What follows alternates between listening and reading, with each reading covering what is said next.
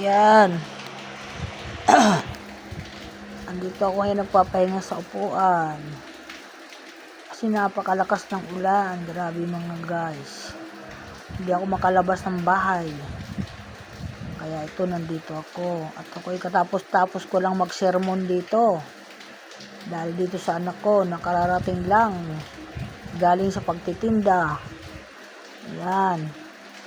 Isipin mo naman, inabot ng gabi. Ayan, pinagalitan nga. Ganon. Kaya dito muna ako nagpapahinga sa baba, sa sala. Inaantay ko yung pamangkin ko nandun sa tindahan. Sabi ko magsarado na lang siya, hindi na ako makakabalik dyan dahil nga umuulan. Baka ako'y maambunan, bumalik naman yung aking kubo. Kaya yan, makakain na rin ako. Hindi na ako yan mga guys. Kaya tatawa ko sa mga nagtinda talaga, makukulit. Okay, thank you, bye bye.